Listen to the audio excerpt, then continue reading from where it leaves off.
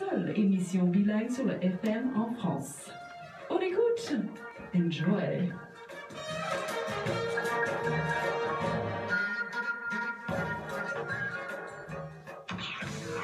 Vous écoutez IDFM.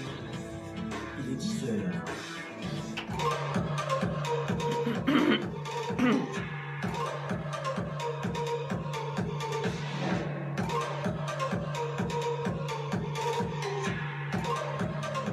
Bonjour à toutes, bonjour à tous, bienvenue au bar de l'économie sur Radio Anguin.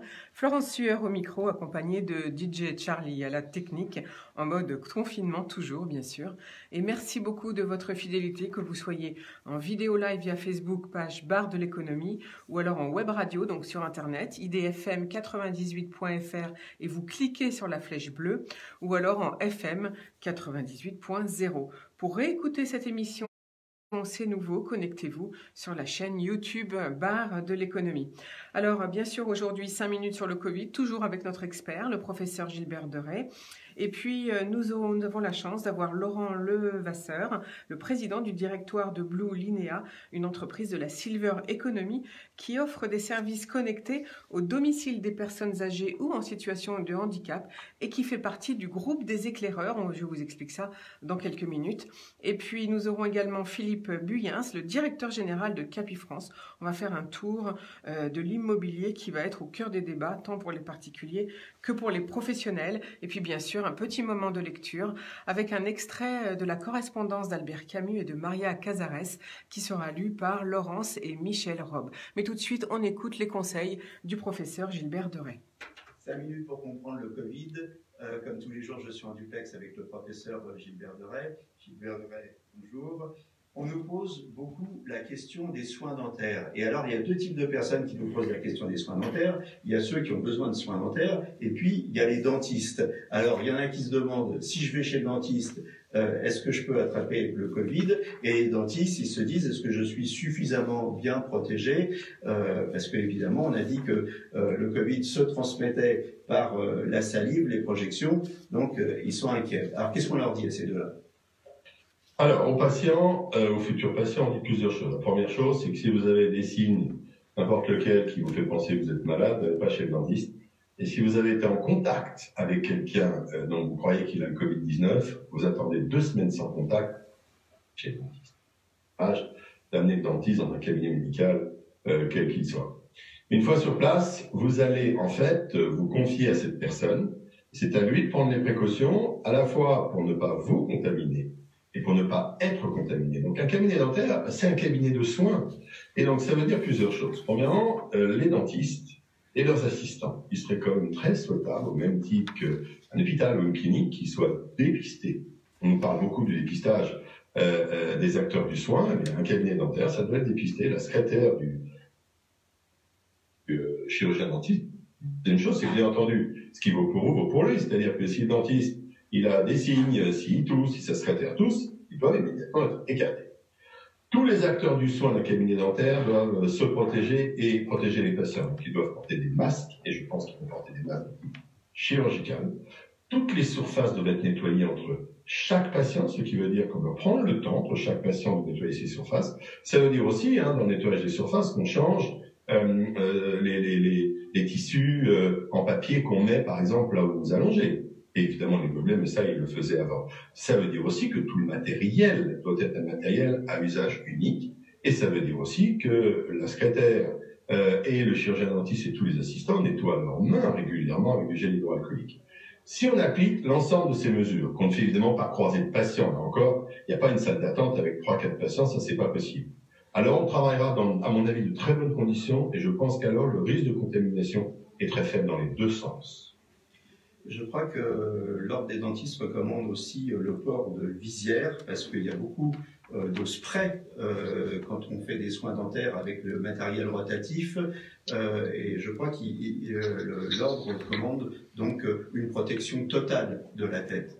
Alors je l'ai oublié, c'est absolument capital ce que vous venez de dire. D'ailleurs, ça ne va pas valoir que pour le chirurgien dentiste, mais en particulier pour lui, parce que comme vous l'avez souligné, on a tous noté que quand on passe une fraise, eh bien ça part de partout. Et donc, bien entendu qu'il faut qu'ils aient une visière, et d'ailleurs, vous voulez que je vous dise, on va changer nos habitudes pour longtemps, et je trouverais assez logique dans les années qui viennent et pour toujours que dans ce type de soins. Hier, aujourd'hui c'est le coronavirus, demain ce sera autre chose. Le chirurgien dentiste ne doit pas recevoir dans la figure, dans les yeux, des débris qui sont porteurs de virus et de bactéries. Tout à fait d'accord. On change de sujet maintenant. Le plasma, porteur de beaucoup d'espoir, parce qu'on a bien compris, le vaccin, ça sera beaucoup plus long, mais le plasma, c'est une possibilité thérapeutique à plus court terme. Alors, on en est où sur le plasma? Alors, absolument. L'idée est simple. Vous avez un patient qui a eu le Covid-19, il a fait des anticorps qui tuent le virus. Eh bien, c'est simple. On va récupérer son sang, on va isoler les anticorps, je vous le fais simple. Et puis ensuite, on va prendre ces anticorps et on va les injecter chez un patient qui a le Covid-19 pour tuer le virus de ce nouveau patient. Donc c'est connu, c'est déjà utilisé pour d'autres maladies. Et à l'heure actuelle, on a une petite étude qui, sur des patients graves, a effectivement permis d'observer une amélioration de la situation. Attention, c'est une étude où il n'y a pas de groupe contrôle. On n'a pas fait plasma contre autre chose. Ça veut dire que j'ai un peu de mal à juger si cette amélioration elle est liée au plasma. La deuxième limite, c'est qu'évidemment, on va pas pouvoir le faire à grande échelle. Un vaccin, ça peut être fait à grande échelle. Certainement pas du plasma qui va être fait que dans des situations graves. Donc une voie qui est en cours d'exploration, une voie qui est prometteuse, et une voie qui sans doute sera réservée à des patients graves. Voilà, et donc il faut continuer à donner son sang, ça c'est très important. Voilà, merci beaucoup au professeur Gilbert Deray pour tous ces conseils. Effectivement, il faut continuer à donner son sang. Et puis, que vous avez peut-être mal entendu parce que ça a été coupé, la connexion téléphonique n'est pas toujours très bonne. Donc, c'est finalement jamais sans mon masque. Allez, on continue nos infos. Victoire pour les petits commerces, hormis les supérettes et les commerces alimentaires, pour les entreprises de moins de 10 salariés. Selon les Échos, aujourd'hui, les charges patronales dues par les petits commerces pendant le confinement devraient être annulées. Les modalités seront prochainement détaillées par le ministre de l'Action des comptes publics Gérald Darmanin. Les professionnels qui ont perdu toute activité mais qui n'étaient pas fermés administrativement ne seraient pas concernés. Donc il faut attendre pour en savoir plus. Cette exonération ne serait qu'une première pierre avant un plan de relance attendu pour le mois de septembre. Jusqu'à présent, les seuls secteurs de la restauration, du tourisme ou de la culture avaient été évoqués pour ces annulations. Et pour info, le montant des cotisations dues en mars par ce secteur de commerce non alimentaire s'élevait à 2,3 milliards d'euros.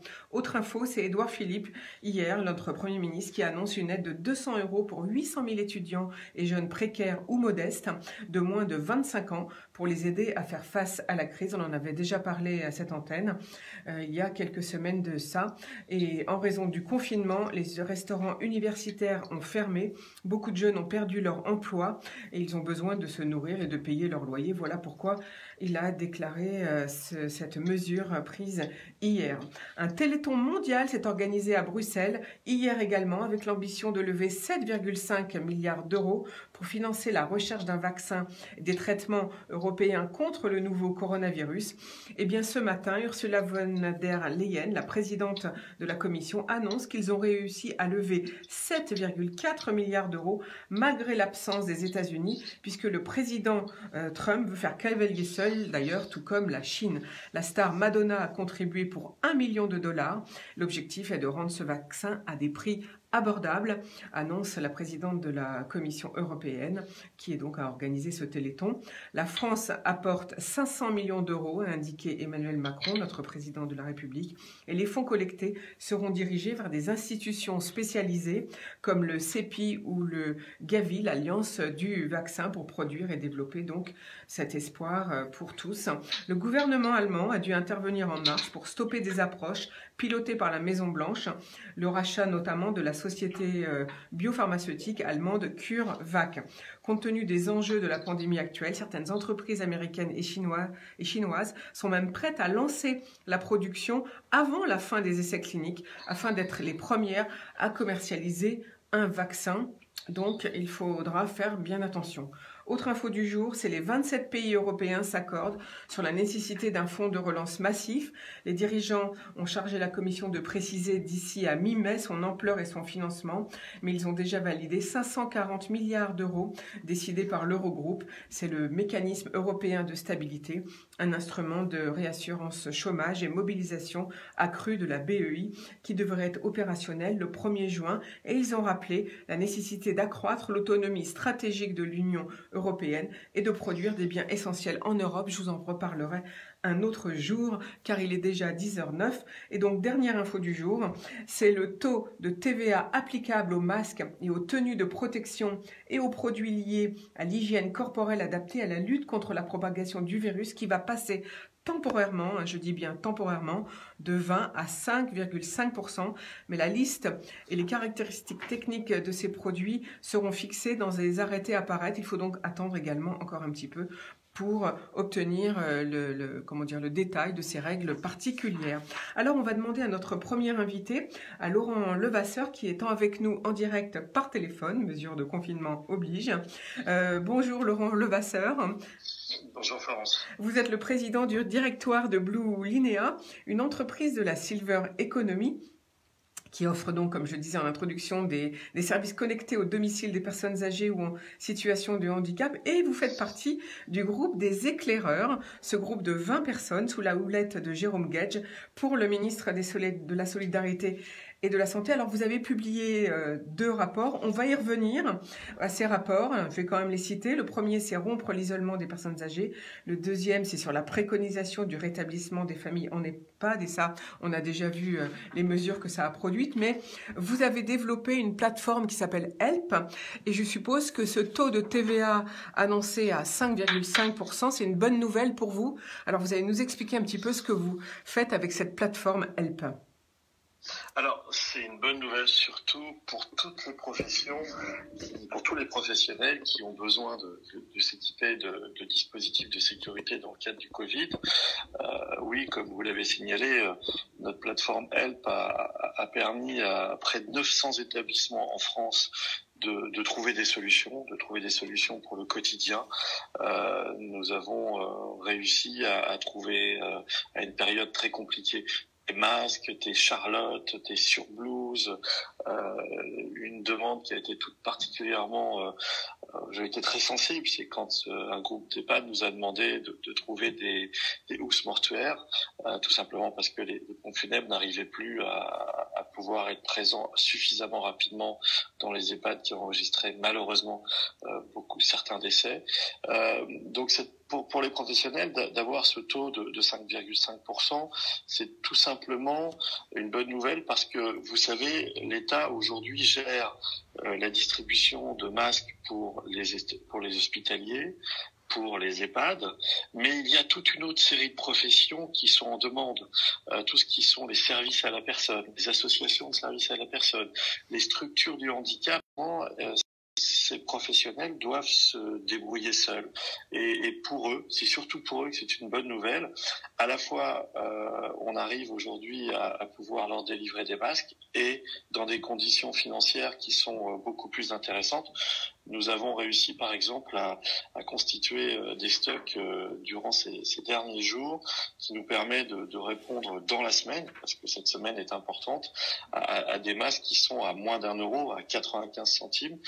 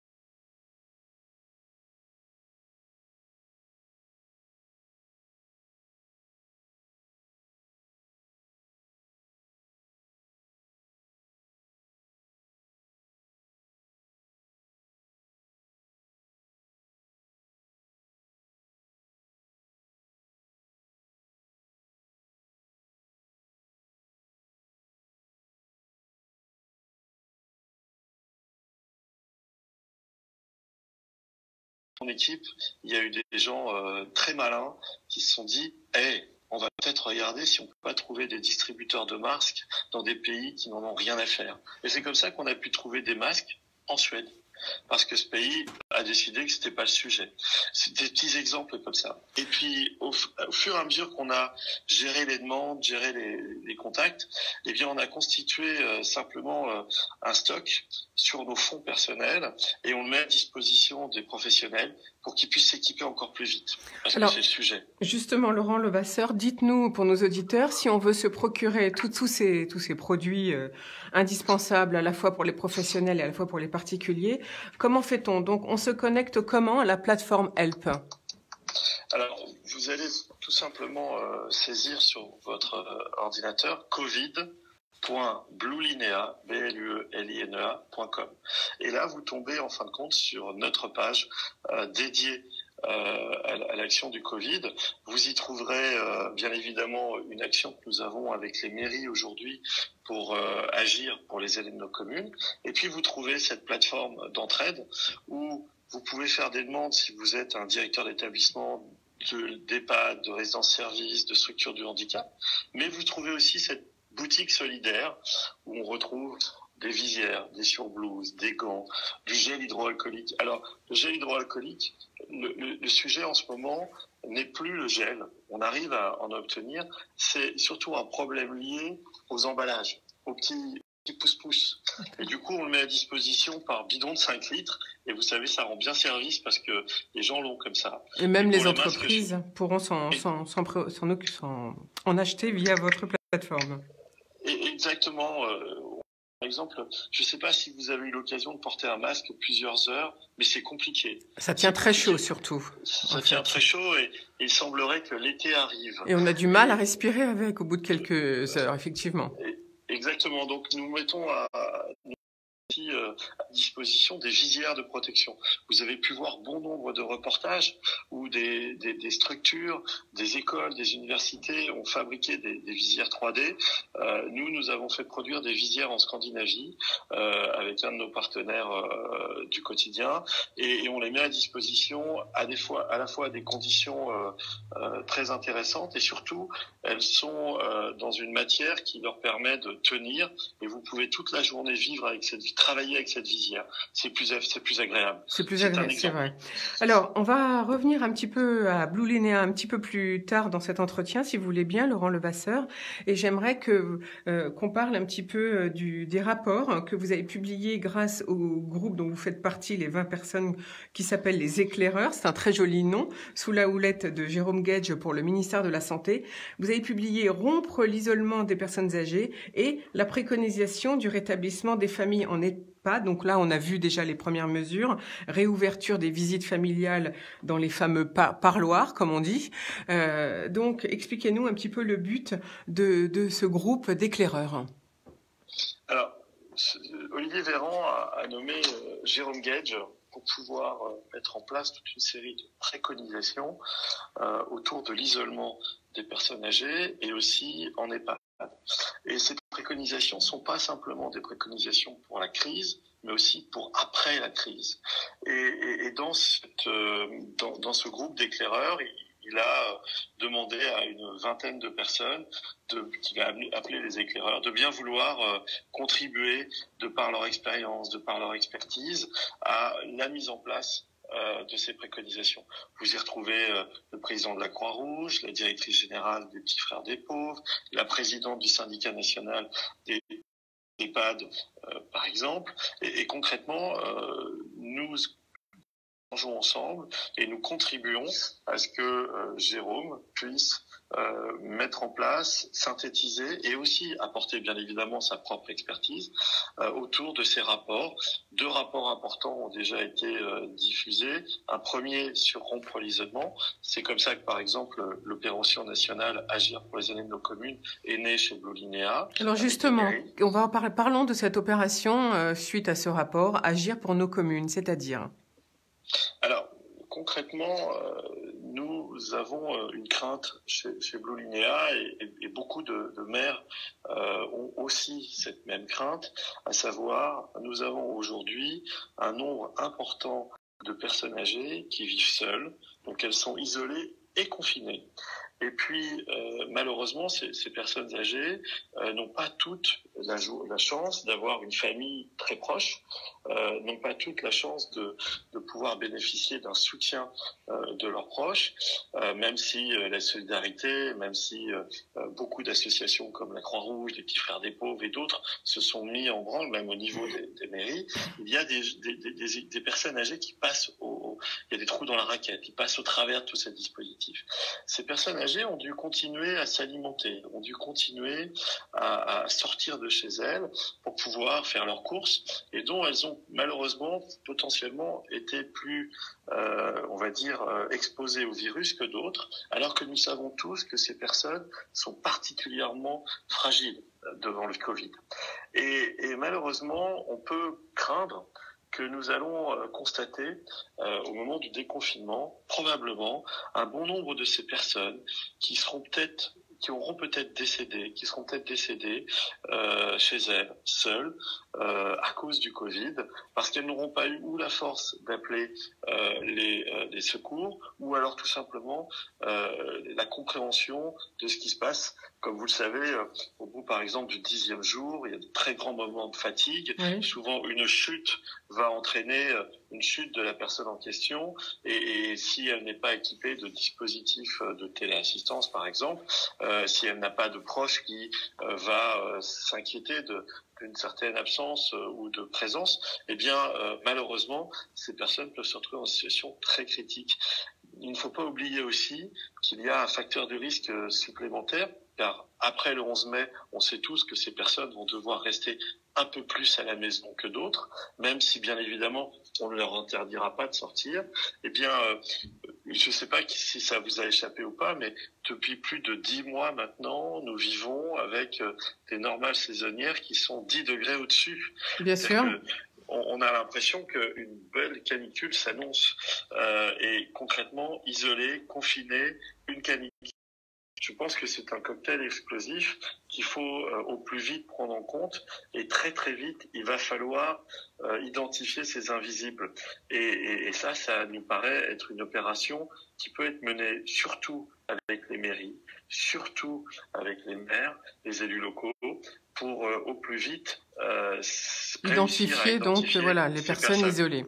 Alors, vous êtes d'ailleurs précurseur Laurent Levasseur, du concept l'EHPAD à domicile. Qu'est-ce que vous voulez dire par là? Alors, l'EHPAD à domicile, c'est concrètement répondre à une demande forte avant cette crise, et je crois qu'après cette crise, elle continuera à exister, de ne pas nécessairement aller en EHPAD trop tôt. À chaque fois que nous faisons des sondages, 85, 90, 95% des personnes âgées vous indiquent qu'elles n'ont pas envie de vieillir en EHPAD. Et pourtant, à un certain moment, ce ne sera plus raisonnable de rester seul chez soi. On le sait tous. Et concrètement, nous avons eu l'idée, parce que chez Blue Linéa, nous avons une activité à domicile, avec un pôle senior et domicile qui, à distance, soutient des personnes âgées, avec une téléassistance, avec des détecteurs de chute, avec toute une série d'échanges que nous avons avec les familles. Et puis parce que nous avons aussi un dans les EHPAD, tel qu'on le disait tout à l'heure, eh bien, en étant à la fois à domicile et en EHPAD, on s'est rendu compte qu'il était possible d'imaginer un nouveau modèle. Un modèle d'EHPAD à domicile, d'EHPAD dans les murs, à savoir, pour toutes les personnes qui vivent autour d'un quart d'heure d'un EHPAD, de bénéficier à la fois d'une coordination sanitaire et médico-sociale. Ça veut dire quoi? Ça veut dire avoir des services de type service à la personne, bénéficier de services de professionnels présents dans l'EHPAD, et de continuer à rester chez soi 4 ans, 5 ans de plus. Ça, pour des couples encore constitués, en plus, c'est quasiment vital. Quand on a réussi à être encore en couple à un âge très avancé, si un des deux doit avoir des moments de faiblesse et qu'on doit séparer ce couple, je peux dire que c'est quelque chose de très critique pour ce couple. Bien sûr. Donc comment réussir à maintenir des personnes qui vont pas trop mal, oui en effet, pourraient encore bénéficier de services et être encore chez elles. Alors oui, à un moment, je le répète, ce ne sera pas raisonnable. À un moment, je le répète, plus simple et plus important et plus sécurisé d'être dans un EHPAD. Mais si on peut gagner 4, et de ne pas rester tout seul, effectivement, c'est une manière aussi de donc c'est très intéressant. Il faut dire que chez Blue Linea, vous équipez à la fois des particuliers, mais vous avez aussi 800 établissements médico-sociaux que vous suivez finalement. Et d'ailleurs, vous avez développé ce qu'on appelle la marque blanche. Qu'est-ce que c'est ? Ah oui, alors aujourd'hui, pour les personnes que nous accompagnons à domicile, la moitié de ces familles ont souscrit à une offre d'accompagnement H24, 7 jours sur 7, avec par exemple un bouton d'appel, directement sur notre site internet ou via quelques-unes de nos agences. Et l'autre moitié est venue par l'intermédiaire d'associations de services à la personne, de structures de services à la personne, par leur mutuelle aussi. Et concrètement, eux, au départ, ne nous connaissaient pas nécessairement, mais c'est grâce à la confiance de ces acteurs qui nous ont mis en relation et que nous intervenons en leur nom. Et ça, c'est quelque chose d'assez important. Vous voyez, en ce moment même, nous avons à peu près 30 000 familles qui nous font confiance. Eh bien, nous sommes en train de déployer à distance nos solutions auprès de 10 000 nouveaux abonnés, des personnes âgées, grâce à un collectif d'associations porté par le groupement d'intérêt qui s'appelle un GIES. Vous y retrouvez l'ABRAPA, le réseau APA, des structures qui sont pour la plupart installées dans le Grand Est, à Mulhouse, à Strasbourg, à Colmar. Et nous sommes en ce moment même, nos équipes déploient en ce moment même à distance 6 000 dispositifs pour 6 000 personnes âgées entre Strasbourg et Colmar. Je pense que vous pouvez imaginer quel est l'enjeu pour ces personnes âgées qui sont encore là, qui sont isolées, confinées chez elles plus que jamais, et comment on va pouvoir rétablir un lien entre nos équipes, mais aussi leurs familles et ces personnes. Alors, pour Laurent Levasseur, vous êtes donc le président de Blue Linea, cette société de services à la personne. Vous avez décidé de monter votre société en bourse. Je crois que c'est date de 2014, si ma mémoire est bonne. Et vous allez exporter votre modèle en Europe. Alors, expliquez-nous l'avenir pour Blue Linea. Alors oui, ça peut faire sourire ou paraître surprenant qu'une entreprise qui a pour mission, pour bien évidemment prendre soin de ses proches et d'être sur ce secteur. Concrètement, on a souhaité mettre à disposition tous nos services plutôt par abonnement et surtout sans engagement. Et de ce fait, il nous a fallu trouver de l'argent pour déployer notre modèle économique. C'est pas un gros mot, modèle économique, c'est aussi réussir à assurer la pérennité de notre service pour des personnes fragiles. Et c'est là où nous avons eu l'idée d'introduire Blue Linea en bourse. C'est là où nous avons eu l'idée de présenter notre démarche au marché financier et contre toute attente, nous avons réussi à obtenir la confiance de beaucoup de fonds d'investissement et de particuliers. Et quand on a même regardé quel était le profil des particuliers qui investissaient chez nous, c'était beaucoup de personnes qui avaient plutôt plus de 60 ans. Pourquoi ? Parce que le sujet devait leur parler. Alors, ça nous a permis de mettre en place un modèle économique sans engagement. Ça nous a permis aussi de pouvoir investir sur des sujets qui auraient pu paraître peut-être anodins ou accessoires pour certains. Et pour nos actionnaires, nous a totalement, on va dire, la raison d'être de l'entreprise. Et puis, en effet, au moment où je vous parle, nous commençons à regarder comment déployer nos solutions dans 3 pays qui sont à la fois l'Allemagne, et aussi des pays dans lesquels nous allons déployer nos solutions. Pas seul, il ne s'agit pas de partir d'une page blanche, mais bien évidemment de reproduire le modèle que nous avons mis en place en France, qui semble s'être avéré assez performant et pertinent surtout. Surtout dans des pays où on dit que leur modèle est plutôt au top, surtout pour l'Allemagne et la Suisse. Alors en conclusion, Laurent Levasseur, comment pour vous va être le monde d'après Covid ? Ah, le monde d'après.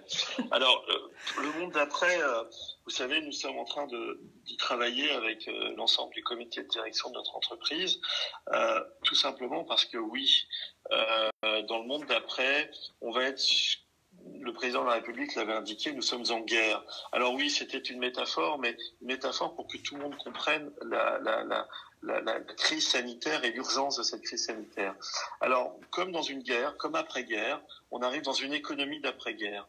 Je ne sais pas ce que va devenir la Startup Nation, mais ce qui est sûr, c'est que tout ce qui pouvait sembler de l'ordre du confort ou de l'accessoire va pas vraiment être le sujet d'après-guerre. Le sujet du monde d'après va plutôt être l'utilité, la mise en place de dispositifs pour ne plus jamais vivre certaines situations. Vous voyez, nous travaillons avec beaucoup de groupes d'EHPAD. Je sais déjà que la plupart réfléchissent aussi au monde d'après. Pourquoi? Et on va les aider pour certains. Ce monde d'après, c'est quoi? C'est, comme je disais tout à l'heure, on s'est rendu compte à quel point nos aînés sont aujourd'hui malmenés et sont fragiles avec cette crise sanitaire. Et dans le monde d'après, on va surtout prendre soin d'eux. Et ça va être un accélérateur pour la silver economy, bien évidemment, parce que jusqu'à présent, le plan grand âge, les plans qui étaient en place étaient souvent remis à demain. Il faut dire aussi que notre pays vient de traverser 2 ans de crise sociale, entre les gilets jaunes, entre la retraite, bien évidemment, des sujets très importants. Et le sujet des côtés, je pense qu'aujourd'hui, il va être le sujet. Et comme je vous le disais tout à l'heure, dans le monde d'après, il va falloir réinventer à quoi ressemble un EHPAD. Il va falloir réinventer à quoi ressemble le parcours de la personne âgée. Parce que si notre société ne prend pas soin de ses aînés, je peux vous poser une question. Allez-y, je vous en prie. Bah oui, exactement. C'est vrai qu'on s'est demandé au début de la crise Covid, quid des personnes de plus de, on a stigmatisé les personnes de plus de 70 ans et surtout ceux de plus de 75 ans. Et à la limite, la question que eux se posaient, c'est est-ce que j'ai encore une raison de vivre finalement dans notre société? Merci beaucoup de nous avoir posé tous ces challenges pour le futur, Laurent Levasseur. Je vous emmène tout de suite sur une pause musicale et on revient ensuite avec notre second invité du jour. À tout de suite.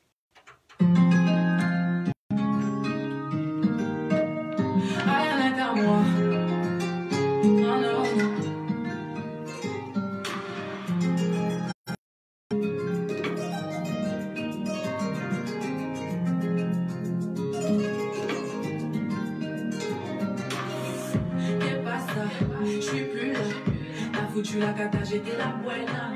T'es borné, tu t'es méfié. T'as écouté les chants, c'est dommage. Pourquoi revenir, c'est trop tard. Je suis pas du genre à... Tu continues, mais t'es taré. Arrête. Bye bye. Je te dis bye bye. Salam à toi et tout ce qu'on a vécu sur ce bon nuit.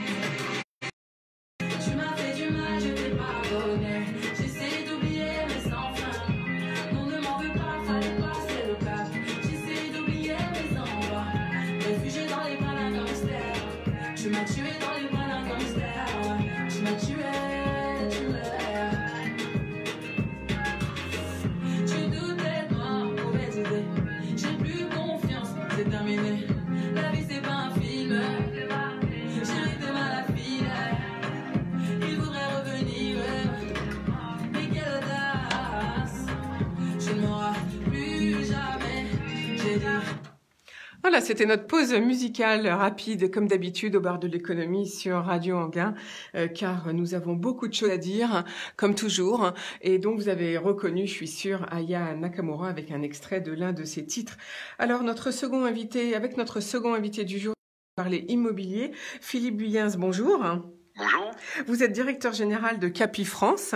Alors Capri France, c'était le premier réseau de conseillers immobiliers indépendants sans agence physique. Vous avez appartenu au groupe Pinot, fut un temps. D'ailleurs, qu'en est-il en 2020? Alors, notre actionnariat était 100% de la holding familiale de la famille Pinot. Nous avons été revendus fin 2018 et voilà. Avec un nouvel actionnariat dans lequel Artemis de nouveau est actionnaire mais minoritaire. D'accord. Donc ça a un petit peu changé. Alors, à l'époque, en 2002, lorsque vous avez lancé ce réseau, c'était la révolution. C'est ce qu'on appelle des services. hein, c'est ça C'est le ça, mot absolument. actuel. Les services uniquement proposés par Internet. Je suppose qu'à l'époque, tout le monde a dû décrier tout ça. Alors, on aimerait savoir qu'en est-il en 2020. Et puis, avec le Covid, l'immobilier va être au cœur des débats. On voit bien, tant pour les particuliers qui finalement, avec le confinement, sont bien contents pour ceux qui ont une maison ou au moins un balcon. Et puis que pour les professionnels, où là, on voit que des salariés qui travaillent en télétravail, certains ont envie de garder un certain nombre de jours chez eux, finalement. Et finalement, on va se poser le problème de l'immobilier en France. Oui. Alors c'est amusant que vous fassiez ce lien parce que j'en parlais avec certains de vos confrères. Effectivement, il y a pratiquement 18 ans, ça paraissait très curieux de faire de l'immobilier à partir de et depuis quelques semaines maintenant, tout le monde fait de l'immobilier à partir de son domicile. Donc en termes de télétravail, Capifrance avait peut-être pris un peu d'avance puisque 100% de nos 2500 conseillers travaillent de chez eux. Et du coup, nous avons aussi, depuis des années, mis en place des solutions qui permettent de travailler à distance avec nos clients, même si, comme vous l'avez rappelé, le digital, ça veut dire qu'il y a la partie digitale, mais la partie physique, et qu'il y a évidemment des rendez-vous en face à face qui sont organisés en permanence. Alors, votre question, c'est que se passe-t-il sur le marché immobilier depuis cette crise sanitaire? Oui, voilà. Est-ce qu'on voit déjà des changements, vu tout ce qu'on entend de la part, que ce soit des salariés ou des particuliers? Alors, les changements, comme je vous le disais, pour nos conseillers, travaillaient déjà de chez eux, donc en termes de logistique, ils sont parfaitement habitués, ils sont organisés en conséquence, donc il n'y a pas eu de changement à ce niveau-là. Les changements, c'est évidemment la quasi-impossibilité de se déplacer depuis presque 2 mois. Donc vous imaginez bien que pour faire des visites et rentrer des affaires, c'est pratiquement impossible.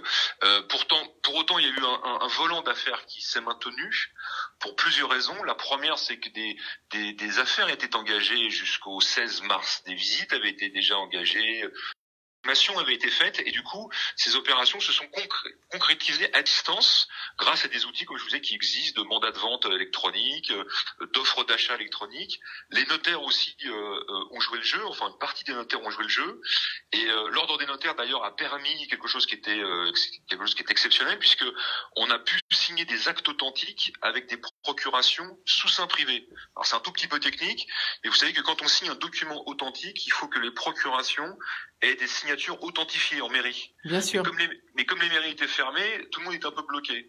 Et donc l'ordre national des notaires a autorisé exceptionnellement que ces procurations soient faites sous seing privé, c'est-à-dire avec des signatures qui ne sont pas authentifiées devant en mairie, mais avec évidemment copie de la carte d'identité, etc. Donc des actes ont pu se signer pendant cette période de confinement.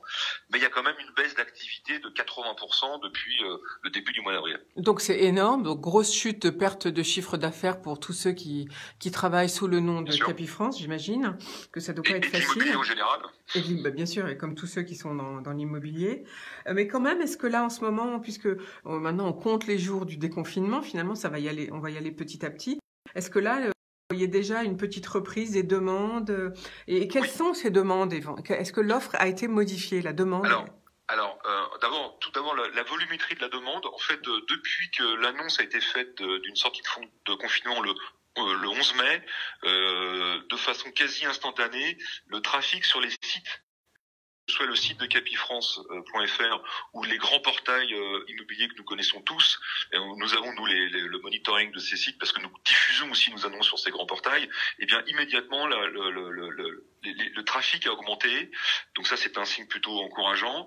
Des rendez-vous se sont pris, ont été programmés dans le temps, donc j'allais dire entre guillemets la vie redémarre. Donc ça c'est plutôt le bon côté des choses.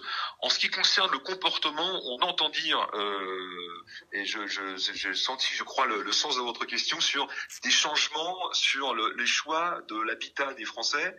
Moi, je pense que c'est un petit peu prématuré pour avoir des statistiques très précises, parce que je vous dis, ça fait maintenant à peine 15 jours que les visites ont repris sur les sites, enfin ont augmenté de façon substantielle, et c'est un peu prématuré pour se dire, c'est sûr, les Parisiens veulent habiter en province, veulent un jardin, etc., etc.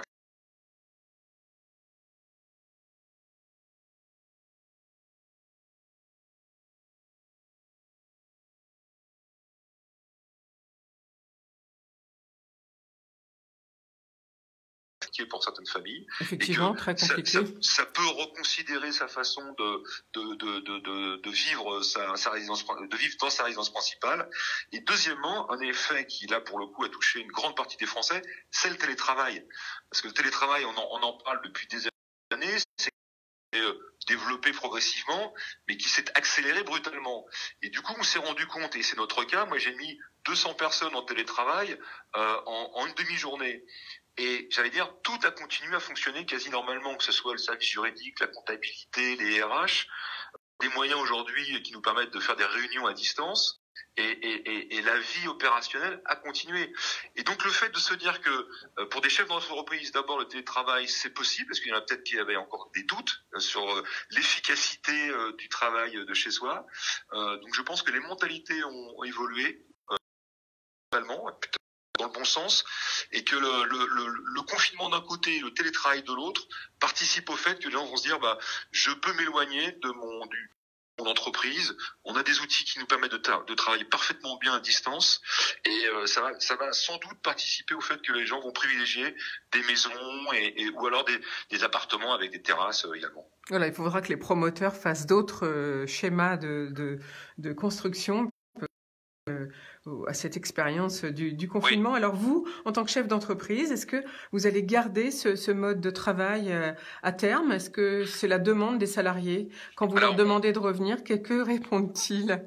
Alors d'abord, on avait depuis 2 ans déjà, on avait mis en place un système de télétravail dans nos équipes, mais qui en général n'excédait pas une journée par semaine. Là, au moment où je vous parle, j'ai des demandes complètement différentes, de gens qui ont découvert le télétravail et qui trouvent ça, j'allais dire, confortable professionnellement et puis personnellement aussi. Et donc moi, si ça ne vient pas altérer l'efficacité professionnelle, j'ai aucun problème avec ça. De l'autre, j'ai des gens qui sont impatients de revenir au bureau parce que travailler de chez eux. Alors là, on a eu un télétravail un peu particulier parce que les enfants n'étant pas scolarisés, c'est compliqué de se retrouver en famille dans des logements un peu exigus. Et j'ai participé à des réunions, alors c'était un peu cocasse, mais où les enfants grimpent sur les genoux des mamans, etc. Donc c'était un peu amusant. Donc là, moi, j'ai des mamans qui ont envie de revenir passer de temps en temps au bureau pour pouvoir travailler. Ça soulage quand on a des enfants en bas âge, ça c'est vrai. Alors, je reviens un petit peu à votre métier et notamment le fait que vous soyez une solution digitale. Vous allez de plus en plus vers la digitalisation avec les notaires. Je suppose que tout à l'heure, vous parliez de la plateforme collaborative MyNotary. Oui. Alors, expliquez-nous un peu cette plateforme. Est-ce que finalement, les clients sont majoritairement d'accord pour faire maintenant des signatures à distance? Alors là aussi, je pense que, en tout cas pour les semaines et mois à venir, il va y avoir aussi un changement de comportement pour beaucoup de Français qui vont être prudents, voire méfiants dans le contact avec l'autre. Donc l'autre, c'est le client acheteur, c'est le client vendeur, c'est le notaire, c'est le banquier. Et je pense que toutes les solutions qui vont être proposées à distance vont avoir un succès bien supérieur à ce qu'ils pouvaient avoir jusque-là. Donc effectivement, là, on collabore avec une start-up française qui s'appelle MyNotary et qui a digitalisé tout le parcours client du mandat de vente jusqu'à la signature du compromis de vente. Donc c'est une interface extrêmement bien pensée, très ergonomique et qui permet à distance de réunir tous les documents nécessaires. Et Dieu sait que la législation française est assez exigeante là-dessus. Toute la documentation nécessaire une transaction, qu'il s'agisse d'un lot de copropriété ou d'une maison en pleine propriété, qu'il s'agisse d'un acheteur ou d'un vendeur, personne physique ou personne morale. Voilà, toutes les combinaisons ont été imaginées et en fonction des informations que le conseiller renseigne, et bien derrière, ça envoie des messages au vendeur et à l'acquéreur pour réunir les pièces nécessaires et ça met à disposition auprès des notaires qui sont partenaire de la solution MyNotary, un espace sécurisé où le notaire peut lui-même récupérer les pièces quand il en a envie. Et si le notaire n'est pas partenaire, il télécharge, donc on lui envoie un mail avec un lien où il télécharge l'ensemble des documents. Donc c'est très pratique. Et je vois plutôt des clients satisfaits et des conseillers très satisfaits avec des relances qui sont faites automatiques. Donc ça simplifie le travail de tout le monde. Ça simplifie largement. Alors Philippe Bayens, je rappelle que vous êtes le directeur général de Capifrance. Comment fait-on pour utiliser MyNotary pour, comme vous avez dit, authentifier sa signature? Alors, on n'authentifie pas des signatures par MyNotary, on utilise la signature électronique. Donc nous avons déjà des mandats de vente électroniques, des bons de visite électroniques, des offres d'achat électroniques, et normalement cet été le compromis de vente électronique. Et on reçoit, mais les Français connaissent ça de plus en plus, reçoivent un document par Internet un message qui les prévient qu'ils vont devoir signer un document, donc ils prennent connaissance donc du mandat ou du compromis ou de l'offre d'achat qui a été rédigée avec le prix, la désignation, etc. Et si tout ça est conforme à leur volonté, eh bien ils cliquent à un endroit donné et ils reçoivent un code par SMS. Ils renseignent ce code et ça vient du coup sécuriser la signature électronique. Voilà, tout simplement. Donc finalement, vive les ventes à distance et puis on pourra comme ça acheter d'ailleurs ou vendre loin de chez soi sans avoir à se déplacer. Voilà. C'est facile. C'est aussi une solution très pratique pour des gens qui doivent faire une acquisition ou une vente éloignée de l'endroit du bien qui est concerné. Pour autant, on est aussi tous motivés à se retrouver parce qu'il y a des technologies, mais il y a aussi la convivialité et le contact qu'il faudrait pas oublier et qu'on espère pouvoir réutiliser et profiter prochainement. De toute façon, lorsque vous voulez vendre un bien immobilier, il faut au minima aller voir et être sûr de ce que disent ceux qui veulent vendre, parce que quelquefois on a des surprises. Alors, vous avez raison, mais encore une fois, il y a des solutions aujourd'hui. Alors d'abord, il y a des solutions qui permettent par les solutions de Google, les Google Earth, les Google Maps, etc., de prendre connaissance de l'environnement à distance avec des informations très précises. On fait ce qu'on appelle aussi des visites live, c'est-à-dire que moi je peux visiter un appartement ou une maison à partir de mon smartphone. J'utilise des solutions comme Messenger ou comme WhatsApp, etc. Donc, je me mets en mode caméra, vous êtes dans votre studio au travail ou chez vous dans votre appartement et je vais visiter en live la maison ou l'appartement et vous allez me dire Philippe, est-ce qu'on peut revoir la cuisine, est-ce qu'on peut aller voir le sous-sol, est-ce qu'on peut voir l'environnement? Donc on est très très très très proche de la réalité. Je parle pas de visite virtuelle, où là la visite virtuelle est très pratique également, mais elle est conditionnée à celui qui a fait le reportage. Là, je parle de visite live, donc en live. Oui, là, on peut vous demander de zoomer sur un point particulier, une fissure, je ne sais quoi. Et on peut signer des offres d'achat comme ça. Alors, dites-moi, Philippe Bayens, en conclusion, finalement, comment vous voyez le monde d'après Covid? Alors, le mode, c'est une question qui est pas simple, mais on est souvent interrogé. Alors, le monde, alors il y a le monde, j'allais dire, quasi immédiat, c'est-à-dire, je pense qu'il va y avoir un mois de mai, un mois de juin, avec une activité qui sera un peu curieuse, parce qu'on va avoir le sentiment que la vie reprend normalement en termes d'activité immobilière, parce qu'il y a eu la rétention de tous les dossiers qui ont été bloqués au mois de mars. Donc, dès qu'on va rouvrir le robinet à rendez-vous, forcément, chez les notaires, les banquiers, tout ça, va nous donner l'impression que la vie est redevenue normale. La réalité, je pense, on la verra au mois de septembre, parce qu'il faudra mesurer l'impact de la crise sanitaire sur l'économie française, parce que ce qui est le plus handicapant en immobilier, c'est le chômage. Parce que si les gens n'ont pas d'emploi, ils n'ont pas les revenus qui permettent à des banques de les financer. Et donc ça peut vraiment altérer le marché. Donc on s'attend à une fin d'année un peu plus compliquée quand même. Enfin, un deuxième semestre globalement qui sera plus compliqué en termes d'activité. Et on prévoit une baisse d'activité globale de 30%. Quand même.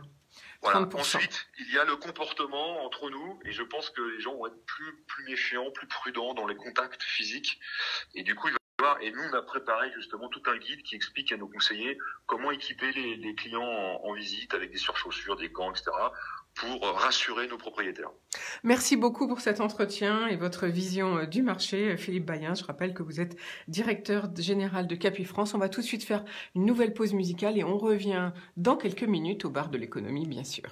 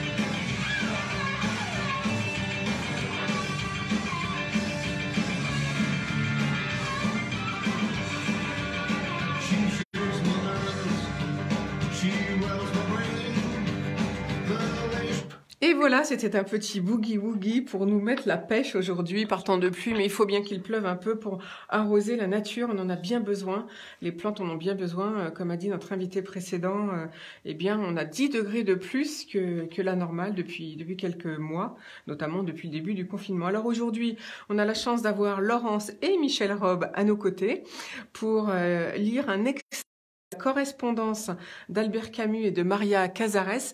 Bonjour, amis Laurence et Michel. J'espère que vous allez bien en ces temps de confinement. Oui, ça va très bien. Écoute, on est là tous les deux pour la lecture. Eh ben, on vous écoute. Merci beaucoup. Alors, parti. Donc, c'est le grand amour, hein, Albert Camus et Maria Casares. Et les lettres, je crois, sont enflammées. C'est bien ça? Oui, certaines, oui, très enflammées. On va pas mettre les plus enflammées. On vous laisse. On vous peut-être un autre jour. Voilà, on vous a laissé le choix, on vous écoute et merci beaucoup d'être avec nous ce matin. Entendu. Mercredi 22h, 18 janvier 1950. Rien de toi aujourd'hui. Je ne m'attendais pas à une lettre. Ma journée en a été un peu assombrie. Hier soir, j'ai travaillé un peu, je me suis couché tôt. J'ai relu ta lettre reçue hier. Je me suis retourné dans mon lit. Et puis, j'ai commencé 3 ou 4 livres sans pouvoir en poursuivre aucun. Au moins, ai-je trouvé ceci chez un voyageur parlant des déserts d'Arabie et d'Amérique. L'amour, dans ces pays brûlants, devient un sentiment dont rien ne peut distraire. C'est le besoin le plus impérieux de l'âme. C'est le cri de l'homme qui appelle une compagne pour ne pas rester seul au milieu des déserts. Quand je pense à ce qu'était mon cœur avant toi, j'approuve. Quoique lourde de désir, ce matin, obsession et obsession invincible. Ah, je voudrais bien que le désir ait moins d'autonomie, comme tu dis. Ah tiens, au courrier des nouvelles de Montevideo, Caligula, en espagnol, a eu un gros succès. J'aurais dû naître tout à fait espagnol. Cet après-midi, j'ai travaillé. Ma préface est presque finie. Ensuite, j'aurai l'esprit tout à fait libre pour entrer dans mon essai. Demain, s'il y a une lettre de toi à midi, ce ne sera pas une mauvaise journée. Je crois que je vais bien. Au début, je me suis forcé un peu à manger. Maintenant, l'appétit est là et j'en profite pour manger comme dans mes bons jours, tu sais. Je dors mieux. Si je n'étais pas décidé à observer scrupuleusement les règles de ce repos, je flanquerais bien tout en l'air pour revenir à Paris. Pour le reste, il se résume simplement. Je t'attends. Je refuse de compter les jours parce que j'ai peur du vertige qui me prend alors, et parce que ce vertige est inutile. Mais je t'attends, tantôt tranquillement, tantôt avec fureur. Quelquefois, je t'oublie dans la journée. On me parle, ou je me rase, ou je m'énerve contre une phrase qui ne me vient pas, mais la seconde d'après, une douceur, un poil léger m'annonce que tu es revenu. Et j'ai du sourire au fond de moi. Je vis avec toi, pour toi. Je te caresse à longueur de journée et de nuit, quand je ne dors pas. Et encore, je ne suis pas gai, mais je suis résolu. Tes lettres me font vivre, ne l'oublie pas, ce n'est pas une formule. Au revoir, ma belle, ma grande, mon amour chéri. J'embrasse ton visage du matin, à nu. Je t'aime. Maria Casares, je suis fatiguée ce soir, mon chéri, bien que je me porte en général beaucoup mieux. Seulement la journée a été dure. Ce matin, je me suis levée à 9h30. J'ai reçu le menuisier. Il est venu apporter le meuble pour le poste de TSF. Oh, ce dernier ne va pas du tout. Il est trop haut. Puis ça a été le tour de 11h, tu sais, les aspirateurs. Oh. Et puis les coups de téléphone. Et puis enfin, pour m'anéantir. Alors, tout à fait, Paul Raffi. Il a voulu entrer dans ma chambre, voir. Ah, il a vu ta photo. Oui, ta photo est toujours à côté de mon lit. Je ne l'avais pas enlevée. Il est resté 10 minutes. Puis, déjeuner rapide, comme d'habitude. À 2h, j'étais déjà à la radio, où une surprise m'attendait. Yolande Lafont ne joue plus Marthe dans l'échange. Elle n'y était pas bonne. Il fallait une Marthe. Oh, pour plaisanter, je me suis proposée. Aussitôt dit, en une seconde, je suis devenue Marthe. Et j'ai enregistré jusqu'à 6h. De longues scènes que je n'avais même pas regardées. Heureusement, je m'en suis tirée. Tout le monde était content. De la rue François 1er, je suis partie directement au théâtre après avoir mangé une tranche de jambon et une orange. Un peu de monde hier. Bon, mais on verra la semaine prochaine. Oh, petite anecdote, il paraît que Monsieur Hitchcock devait mettre en scène une star américaine. Bon, le jour des essais, elle arrive, bien apprêtée, tirée à 4 épingles, pincée, maniérée. Voulez-vous avoir la gentillesse de regarder quel est mon bon profil? Et Hitchcock qui répond, mais vous êtes assise dessus, mademoiselle. Bon, allez. Après le théâtre, je suis rentrée directement. J'ai bien joué, je me sens un peu lasse et abrutie. Pardonne-moi donc si cette lettre n'est qu'un brouillon. Enfin, chérie, j'ai reçu ce matin ta lettre de lundi. Assurée sur ton état. J'ai cherché dans mon agenda, tu sais, le rendez-vous que je n'avais pas précisé. Il s'agissait ou bien de Boulez, qui m'est venu m'apporter une pièce à lire, ou bien d'un certain monsieur Montalet. Il est venu aussi m'apporter une pièce à lire. Enfin, c'était pas la même. En tout cas, tous les deux sont jeunes, beaux, généreux, intelligents, doux, charmants. Enfin, comme je les aime. Enfin, à place, je me mets pétain.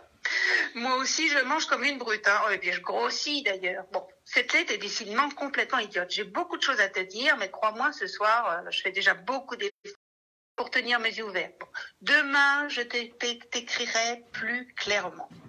Ce soir, je voudrais t'avoir là, me blottir contre toi. Je voudrais dormir dans tes bras, doucement. Je suis vide et un peu triste. Je t'aime. J'imagine mal ces 2 mois et demi encore à venir. Il faut que je dorme. Cela ira mieux demain. Embrasse-moi, mon amour. Cette lettre a été écrite le 18 janvier 1950. Voilà. Merci beaucoup, Laurence et Michel Robe, pour ces quelques mots magnifiques. On aimerait bien en entendre plus. Ce sera peut-être pour une prochaine fois. En tout cas, cette émission s'achève. On va vous souhaiter une très belle journée. Et puis, on vous retrouve, bien sûr,